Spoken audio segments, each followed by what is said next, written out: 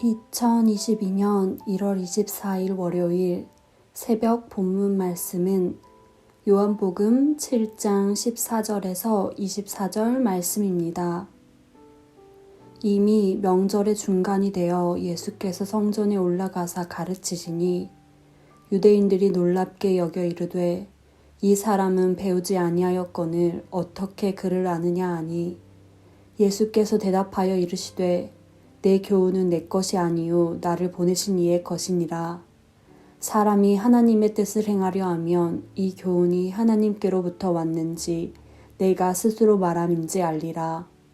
스스로 말하는 자는 자기 영광만 구하되 보내신 이의 영광을 구하는 자는 참되니 그 속에 불의가 없느니라. 모세가 너희에게 율법을 주지 아니하였느냐? 너희 중에 율법을 지키는 자가 없도다. 너희가 어찌하여 나를 죽이려 하느냐? 무리가 대답하되 당신은 귀신이 들렸도다. 누가 당신을 죽이려 하나이까? 예수께서 대답하여 이르시되 내가 한 가지 일을 행하매 너희가 다 이로 말미암아 이상히 여기는도다. 모세가 너희에게 할례를 행했으니 그러나 할례는 모세에게서 난 것이 아니요 조상들에게서 난 것이라. 그러므로 너희가 안식일에도 사람에게 할례를 행하느니라. 모세의 율법을 범하지 아니하려고 사람이 안식일에도 할례를 받는 일이 있거든 내가 안식일에 사람의 전신을 건전하게 한 것으로 너희가 내게 노여워하느냐. 외모로 판단하지 말고 공의롭게 판단하라 하시니라. 아멘. 연립배대교회 성도 여러분 반갑습니다. 2022년 1월 24일 월요일 아침입니다. 오늘도 성령 충만하시고 또 우리 주님과 또 동행하는 귀하고 복된 날 되시기를 진심으로 바라겠습니다. 오늘 이 월요일 아침에 함께 나눌 말씀의 제목은 삶을 변화시키는 가르침의 비결입니다. 사실 오늘 말씀을 준비할 때 약간 조심스러웠어요. 왜냐하면 오늘 이 묵상이 지극히 저 개인적인 묵상이 된 것 같아서 조금 조심스러웠습니다. 이 말씀의 제목도 삶을 변화시키는 가르침의 비결 이런 제목은 사실 저같이 가르치는 위치에 있는 사람들에게는 어필이 되지만 그렇지 않는 지금 하루하루 치열하게 또 삶의 현장을 살아가시는 우리 성도님들에게 얼마나 이 제목이 와 닿을까, 또 앞으로 나눌 이 말씀의 내용들이 또 와 닿을까 의구심이 들어서 걱정이 좀 됐습니다.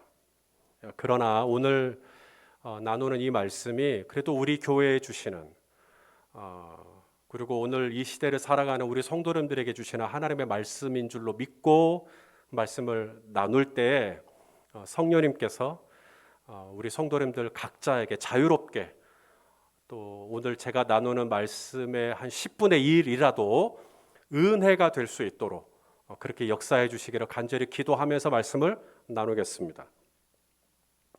먼저 오늘 본문에서 예수님의 이 가르침을 받은 유대인들이 굉장히 놀라워하는 그 장면을 먼저 보겠습니다. 오늘 본문이 우리 시작되는 15절 우리 한번 같이 읽겠습니다. 시작. 유대인들이 놀랍게 여겨 이르되 이 사람은 배우지 아니하였거늘 어떻게 그를 아느냐 하니. 자, 유대인들이 놀라워하는 이유가 뭐예요? 예수님께서 어떻게 그를 아느냐. 예수님이 그를 알고 있다는 것 때문에 놀라워한 거예요. 아니 그러면 이 유대인들은 예수님이 글도 모르는 문맹인으로 알았다는 걸까요? 그렇지 않습니다. 우리말로 번역된 이 글이라고 하는 이 단어가 원어로 그람마입니다. 우리가 영어의 문법을 이야기할 때 그래머라고 하죠. 이 그래머가 헬라어 그람마에서 나왔습니다. 이 그람마라고 하는 이 헬라어는 글이라는 뜻도 있지만 문서, 다시 말해 성경이라는 뜻도 있어요. 우리 디모데후서 3장 15절에 한번 읽어볼까요? 시작. 또 어려서부터 성경을 알았나니 성경은 능히 너로 하여금 그리스도 예수 안에 있는 믿음으로 말미암아 구원에 이르는 지혜가 있게 하느니라. 여기 성경을 알았다. 성경이 원어로 그람마입니다. 오늘 글이라고 번역된 이 단어가 원래는 성경이었던 거예요. 그러니까 오늘 유대인들이 놀라워했던 것은 글을 모를 줄 알았던 예수님이 글을 아니까 놀란 게 아니라 예수님이 성경을 너무 많이 아는 거예요. 성경을 너무 잘 아는 거예요. 그 모습에 유대인들이 깜짝 놀랐던 겁니다. 어떻게 저렇게 성경을 잘 알지? 성경의 능통함. 우리 성도님들은 이유를 아실 겁니다. 왜 우리 예수님이 그렇게 성경을 잘 알죠? 예수님이 성경 자체시니까요. 예수님이 진리 자체이시잖아요. 우리가 창세기부터 요한계시록까지 모든 성경이 누구 얘기해요? 예수님 얘기하잖아요. 우리 누가복음 24장 44절 말씀 읽어보겠습니다. 시작. 또 이르시되 내가 너희와 함께 있을 때 너희에게 말한 바 곧 모세의 율법과 선지자의 글과 시편의 나를 가리켜 기록된 모든 것이 이루어져야 하리라 한 말이 이것이라 하시고. 자, 모세의 율법과 모세의 율법, 창세기, 출애굽기, 레위기, 민수기, 신명기, 선지자의 글, 그렇죠? 그리고 시편, 이게 모이면 구약 성경이 됩니다. 이 구약 성경이 누구를 가리켰다고 말하냐면 나를 가리켰다라고 말씀하고 있는 거죠. 그렇습니다. 성경이 예수님이고 예수님이 성경이에요. 그러니까 예수님이 성경을 잘 아시죠. 그렇게 성경에 능통한 예수님을 보고 오늘 유대인들이 깜짝 놀란 겁니다. 예수님의 이 가르침에 어떤 권위가 느껴졌던 것이죠. 이것은 제 말이 아니고 예수님이 이 땅에 계실 때 예수님의 설교를 실제로 들었던 사람들이 예수님의 말씀 앞에 어떤 권위를 느꼈다고 성경은 기록합니다. 마태복음 7장 28절 29절 읽어보겠습니다. 시작. 예수께서 이 말씀을 마치심에 무리들이 그의 가르치심에 놀라니 이는 그 가르치시는 것이 권위 있는 자와 같고 그들의 서기관들과 같지 아니함이로라. 예수님이 삶을 변화시키는 놀라운 가르침을 줄 수 있었던 첫 번째 비결, 예수님의 말씀에는 권위가 있었어요. 그러니까 그 권위가 느껴지니까 그 말씀을 받고 사람들의 삶이 바뀐 거죠. 제가 지금 목사로서 매주 강단에서 말씀을 전하죠. 그런데 제가 전하는 이 말씀에 어떤 영적인 권위도 느끼지 못한다면 어떻게 될까요? 성도님들의 마음이 열리지가 않겠죠. 그리고 마음이 열리지 않고 마음이 닫혀 있으면 절대 마음만 닫혀 있지 않게 돼요. 마음이 닫혀 있으면 은혜도 닫히게 됩니다. 은혜가 닫히니 삶이 변화될 리가 만무하죠. 오늘 예수님의 가르침에 유대인들이 깜짝 놀랐던 이유, 그리고 많은 사람들이 예수님의 가르침에 그들의 삶이 변했던 이유, 예수님이 말씀을 하실 때 거기서 영적인 권위가 느껴졌기 때문에. 두 번째가 있습니다. 삶을 바꾸는 놀라운 가르침의 두 번째 비밀이 뭐냐면 바로 예수님의 말씀은 굉장히 실제적이고 쉬웠다는 거예요. 적용이 돼요. 무슨 말이냐면 예수님이 말씀하시면 이 말씀이 나의 삶과 아무 상관이 없는, 나의 삶에서 완전히 동떨어진 이상한 형이상학적인 얘기하는 게 아니라 예수님의 말씀은 지금 현재 살아가는 나의 삶의 한복판에서 이루어지는 일상의 언어로 예수님의 말씀을 해주신 거예요. 그래서 오늘 본문에서도 보면 예수님이 모세의 할례와 안식일을 이렇게 딱 연결시켜 주십니다. 안식일에 모세의 할례는 받도록 허용을 했으면서 안식일에 이 베데스다 연못가에 있던 38년 된 병자를 예수님이 고치셨잖아요. 왜 안식일에 할례는 받게 하면서 안식일에 몸이 불편한 이 지체장애자를 전시를 낫게 하는, 왜 이것은 허락하지 않느냐, 이렇게 예수님이 반문하셨거든요. 이 말씀이 어렵지 않죠? 자, 오늘 본문 23절 말씀 같이 한번 읽겠습니다. 시작. 모세의 율법을 범하지 아니하려고 사람이 안식일에도 할례를 밟는 일이 있거든 내가 안식일에 사람의 전신을 건전하게 한 것으로 너희가 내게 노여워하느냐.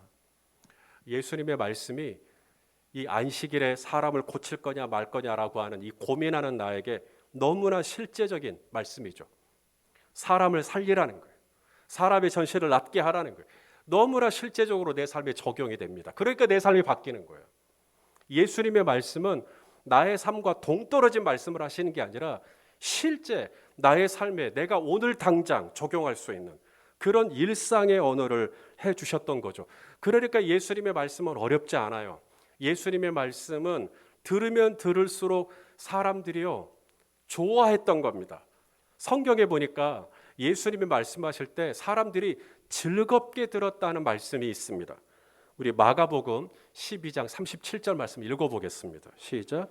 다윗이 그리스도를 주라 하였은즉 어찌 그의 자손이 되겠느냐 하시니 많은 사람들이 즐겁게 듣더라. 우리 한국 교회에 예수님이 오셔서 말씀을 전한다면 많은 분들이 울 것 같아요. 왜냐하면 예수님의 눈빛만 봐도 벌써 울 것 같아요. 이 자리에 딱 서서 예수님이 이렇게 시선을 한번 우리 성도님들에게 딱 이렇게 주시면 여기저기서 평소에 울지도 않았던 사람들 다 울 것 같아요. 한국 교회는요 은혜를 받으면 눈물이 납니다. 그런데 예수님 당시에 예수님의 말씀을 받고 삶이 바뀌었던 사람들의 특징은 뭐냐면 예수님이 말씀하실 때 즐겁게 들었다는 거예요. 왜 즐겁게 들을까요? 그 말씀이 하나도 어렵지가 않았기 때문에. 오늘도 모세의 할례 이야기하고 안식일 이야기하고 하나도 어렵지 않습니다. 이게 삶을 바꿔요.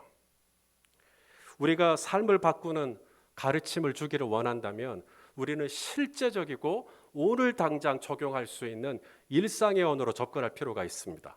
오늘 예수님이 그랬던 것처럼.